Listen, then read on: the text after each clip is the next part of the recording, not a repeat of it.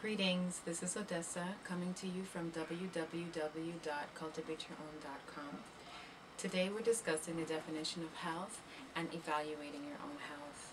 In the last video blog we began to talk about how we want to live in equilibrium, how we want to live in ma'at, and I began to touch on listening to the body and the intellectual intelligence versus the mind and intuition of the body. Sometimes we tend to block out information that we receive via pain, impressions, memory, that happens through shock, trauma, or just general everyday living.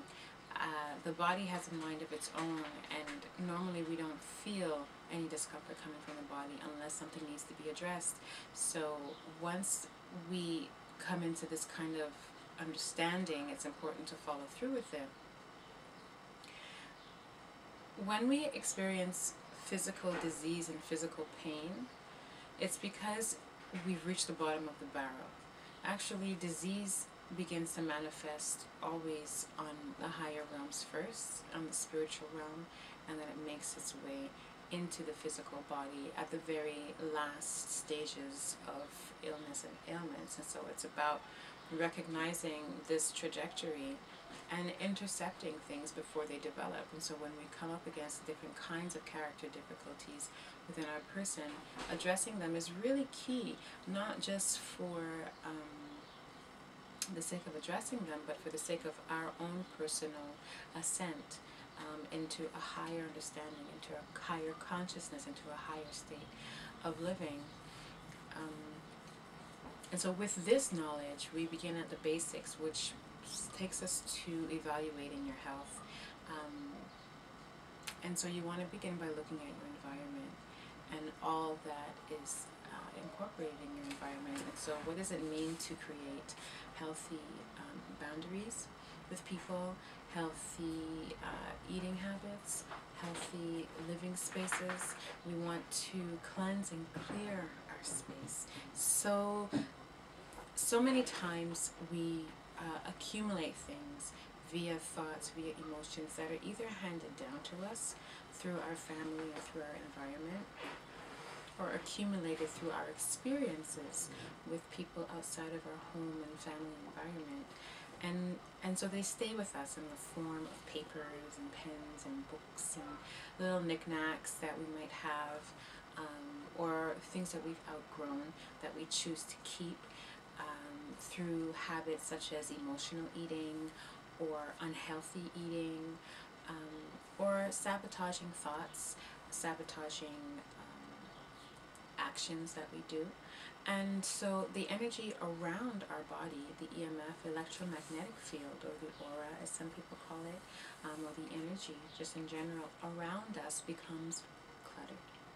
Whatever happens inside of the body also manifests outside of the body. And so as you begin to do the work internally, externally begins to react, and vice versa. Once you begin to react externally, internally there are shifts that are being made. And so one is always contingent on the other when we're looking at moving forward and making change. So you want to take a closer look at your body temple and at your home and at your thoughts, how you regard yourself. So example, if we're taking a look at our possessions, we want to look at, example, what's in your fridge? How often do you clean your fridge out?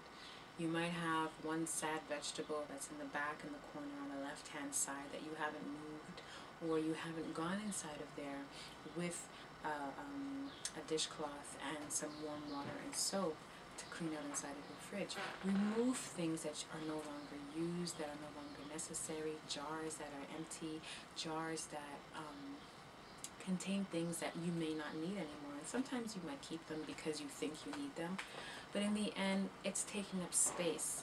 You know, if you want to have new and fresh energy come into your life, you have to begin by releasing what doesn't exist anymore. And so what are these things that we're holding on to? Clean out your freezer. You want to just embrace cleanliness and embrace newness. And so by doing this, you have to let go. So we're also looking at closet corners and cupboards. Cupboards are, you know, the other day we were cleaning out our spice cupboard, and we had a situation where the turmeric had spilled. So you've got spice all in the back of the cupboard that you're completely unaware that you had there, and it was seeping into everything, hence making more of a mess than you already had. So imagine if that's what's happening in your food cupboard, in your kitchen. Imagine things that are happening in your life that you did not recognize as an issue or as a manifesting problem. And because of this underlying issue, it's ricocheting off of everything and causing a tremble, right? Anytime something happens, something else is trembling and you're not quite sure why you feel unstable because of what's happening in the back of your life. So let's get into the closets. Let's get into the cupboards. We're cleaning up the spice cupboards. We're looking at our jars. Do we need to keep these things? Do we have all the pasta we need, all of the quinoa, all of the rice, all of the beans, all of whatever it is that you have in your cupboards and your closets? Evaluate them. Is this what I need for my health? Is this what I need for me to be able to feel nourished with my digestive system that needs to be working optimally? And while we're in the cupboards, let's look at whatever other cupboards we have. We have our closet cupboards with our clothes. You might have a linen cupboard. You want to start going through your environment and removing things that don't belong. If you have sheets that are old, that you don't use anymore, let them go. Anything that has been inside of your space for a long time and doesn't hold significance for you, takes up space, it's holding an energy. It's just holding stagnation.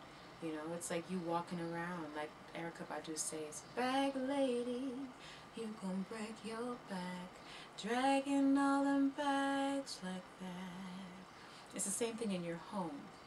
You ever walk into someone's home and feel as though the environment is thick and filled? Some people call them hoarders, right?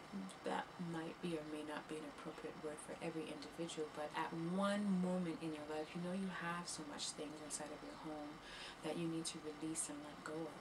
And so you want to get into these areas. You want to get into your clothing closets, and you want to remove those jeans that you no longer wear, those shirts that you're holding on to. If it doesn't fit, it's not supposed to be kept, unless you're using that as a very tangible goal, right, that you want to meet in terms of losing the weight to get to where you want to go. If that's the case, then go for it. If not, then it's really important to let go of these different things because they hold on to energies. I know of someone who strongly influenced me when she said, I'm letting go of any piece of clothing that I have that brings on negative thoughts and negative energies. And that was something that I had to part with, because there are certain things that might have been a favorite, but because something happened in it, you might psychologically decide that you're not, or subconsciously decide that you're not going to wear it anymore, and you don't realize that. And so I remember I used to have a few pieces of clothing that just kind of hung around my house, and I had to gather those up and I had to give them away. Let it go. And if you're unable to let it go, why? What is the emotional attachment that you have? Not only to the clothes, but what emotional issue, emotional baggage do you have in your life that you're not addressing? So you want to let these things come out and come up to the surface to be examined, right? You want to examine them and recognize, does this need space in my life or does this not need space in my life? We're looking at creating a healthy environment, a clean environment, a light environment. So we're also looking at your mental space. How clear are your thoughts?